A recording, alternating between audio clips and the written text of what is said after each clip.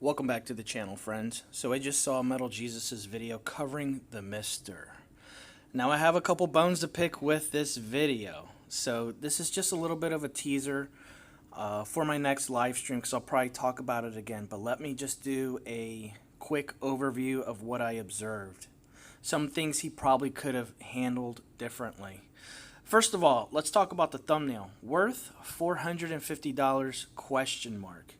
It all depends what your needs are. If you are a content creator, streamer, definitely. If you are a casual gamer who just wants to play a handful of games, probably not. Now, if you're somebody out there, casual gamer, but you've always wanted access to the full entire library of systems like Nintendo, Super Nintendo, Genesis, PC Engine CD, Neo Geo, and a host of arcade games, yes, definitely. And at the same time, having highly accurate gameplay. Now, one thing I probably would have done differently, I really wish when he was covering the arcade section, given a little bit of spotlight and shine to some of the developers, some of the superstar developers out there like Hotego, who I highly recommend supporting on Patreon. The other person I would give in probably a spotlight to is the guy who's currently developing the PlayStation 1 core. Because he has, I believe, a Patreon, and we need to throw support. Those are the kind of guys we got to treat like rock stars in this community. Those are the real MVPs, in my opinion. The other bone to pick, he kind of dwelled a little too much on the computer systems. In my opinion, where this thing shines is the consoles. Because with the consoles, there's very little setting up. The games play at gorgeous fidelity.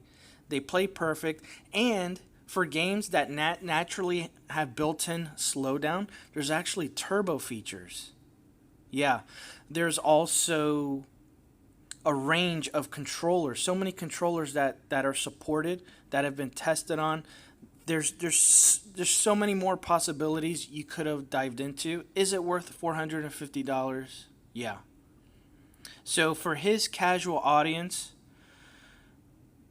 I think he could have done a better job of selling the unit. And about the price, I do want to point this out. Let's rewind the clock. I paid $110 for the DE10 Nano, just for the board by itself.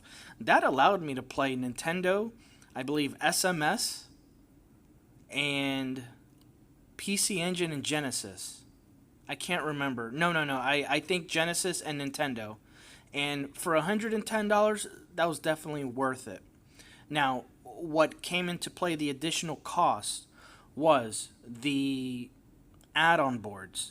For example, the I/O port, which is not necessary. Also the SD RAM, which I started with the 32, and then from there I upgraded. So the 32 cost me like $30. The 128 megabyte SD RAM board cost me about $60. I got a case, I got heat sinks, I got a fan, I got a bunch of other stuff, and that just adds to the cost. So overall, mine came out a little under $250. Once again, this was before the scam-demic. The price has now gone up to, I think, just the board by itself, $170. So that could have been another point to bring up as to why the price is so high on this. The other thing is, you're paying also overhead costs for this individual MiSTer add-ons, because he doesn't do it for free. He has to order the parts, get it, and I believe he solders everything himself. So time is money. His knowledge is money. So that adds to the cost as well. But if you want to do it yourself, yeah, you probably would have had to start when I started about 2-3 years ago. Get the board by itself and then build it out like that. Anyways, hope to see you guys on my next stream. Peace out.